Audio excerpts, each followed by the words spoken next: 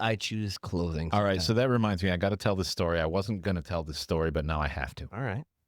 So last week, I brought the family to a Syracuse Crunch game. Nice. Go local sports team. Sports. They lost. But they were in competition with the Rochester Americans. Yes. Amrics. Amrics. That's how you probably. Because apparently people in Rochester can't spell the entire word of our nation. Nope. Why Americans is so difficult, I don't know. Anyway, worst team name ever. And they won. So listen, I can shit on them a little bit, right? You know what I mean?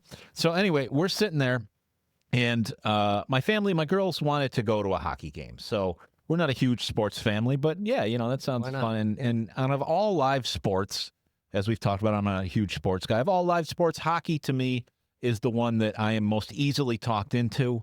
It's fun. It's interesting. It does move relatively quickly with the exception of the 20-minute breaks between periods. Mm-hmm. It's a good game, right? Yeah.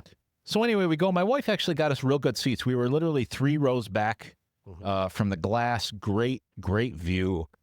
We get in, we sit down. We're sort of the middle of the row. My kids go in first. My wife, me, I sit down. And right next to me is this lady who is a big Americs fan, right? Amrics. And whatever the fuck their shitty name I'm is. trying to help you. She's got the jersey on, and she is very enthusiastic. I mean, she is one of these screaming at the top of her lungs every time her team comes to our end of the ice. Yelling Helen. Oh, my God. Like, whistling, got this high-pitched dog whistle that I'm pretty sure made the glass crack in front of us. It was insane. But anyway, this woman, biggest fan Rochester has. Sure. She's going crazy for the team. They score, right? They score in front of us, and now she really goes nuts. She stands up, she starts screaming, and she grabs the jersey. No, she doesn't. And I'm just, oh my God, this woman's going to pull her top off or something. Like, I got children here. Like, what the fuck is happening? Yeah, she's going to dump them. It was just the jersey. She had a tie-dye T-shirt on underneath, and apparently the thrill of their first point was too much for her to handle, and she just had to shed the jersey. Wow. Craziest shit I ever saw. Sits down in the tie-dye for the rest of the game, still hooping and hollering. Wildest part, we get to the break in between periods, you know? Zamboni comes out. She whips out a novel. No. And casually, quietly reads pages from her book. The fuck? It was the most fucked up thing I'd ever seen in my whole life. Yeah. You know, I'm at a loss for words. Go Rochester. Yeah, I mean that is such. Is dichotomy the right word? It was the weirdest thing I ever. Like to go from, I'm so inspired by a goal being scored that I'm going to potentially scare all of you into thinking I'm going to flop my boobies out. To like I'm just going to catch up on a few chapters of my book in between. It was puzzling. So weird, man. Yeah, so weird. I went to, but clearly the biggest. She must have, you know, season tickets, and she's following the team, obviously. So it's wild. Is it fair to say you became more interested in her than the game? I was more scared by her. How close was she to you? Like literally the one sitting next to me. Oh, she was next to you. Yes, I shared an armrest with this woman. Oh, Jesus, right. That's next level, right?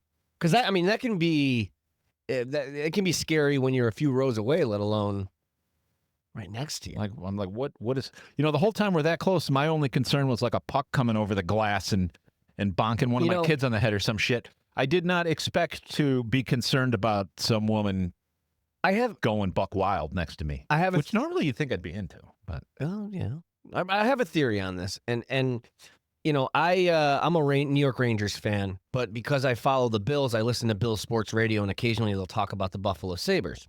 The Buffalo Sabres are bad. I mean, really, really bad. Organizationally bad, like not just on the ice, the decisions they make. I feel bad, you know. As a Rangers fan, I don't give a shit, but you know, as a Bills fan, I feel because it's the same fans. Yeah.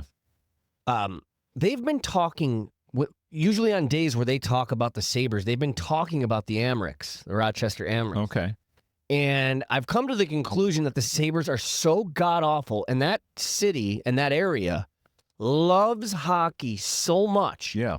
That the Amrics for the time being, have kind of replaced the Sabres for them. So I think they're what close enough. Yeah, they're close enough in the market.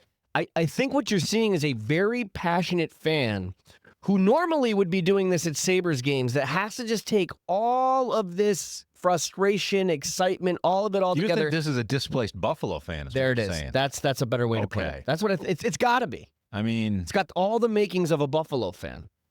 Might be. Minus the reading book. Good luck charm. I mean, they won, right? Sure. It's I don't know. You know, who knows? You think I'm glad. her? You know what? But you are. Because she knows that. She's one of the ones that's like yelling the players' names as they're skating by and shit. Well, there's also an element of every single minor league team that I've ever visited, I've been to a game to. There's always at least one lifer that everybody knows. Local super fan. You remember? It wasn't Utica Devils. Was it the Comets?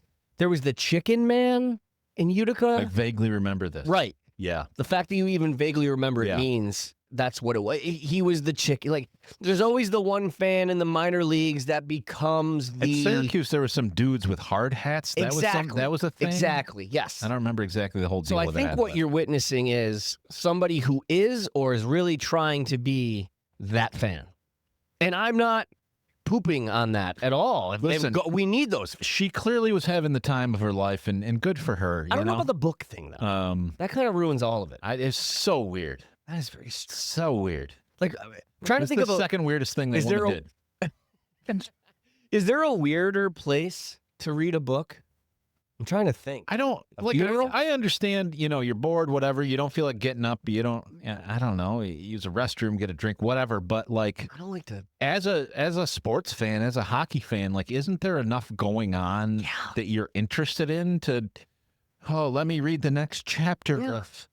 You know, and to go from that level of excitement down to the other end of the spectrum. Borderline psychotic in my unprofessional opinion. But listen, you also just did me a huge service, and I love you for that. And that is, I was just talking the other day about, it might have actually been on here.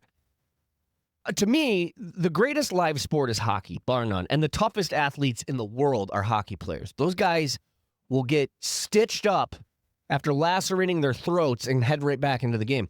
And you, who have openly said, I'm not a sports fan, are like, dude, I love hockey. I mean, you know, if you're going to get me to go to a live event, it really is. It's nonstop action. Like I said, it moves along. Yeah. And it's interesting. Yeah. You know, as much as it's fun going to the Mets here because it's local and we can actually get there, like, watching a baseball game is painful to me. Like, it takes 8 years between every swing. Listen, we talked, we had Jason Smorrell, GM of the Syracuse Mets, on the show last week. We didn't really get into it, but I was alluding to that's why baseball is going through such a struggle right now with keeping the game relevant. Because, dude, baseball was invented long before distractions. It was it was America's pastime. Was to be, you know, your afternoon of entertainment. There you go. You know, not you know, one of many things you do or watch. And trying to keep a 3-hour event that moves at the pace of a snail relevant in a time where we have cell phones and... If we're being honest, golf moves faster than baseball. It honestly does. Yeah. That is almost, I got to look it, but pretty factually true right there. I mean, I have an old roommate who used to say, I could watch golf on TV, but I'd rather be bored. That's a great saying. And with that, it's Tuesday News Day, buddy. It is Tuesday News Day.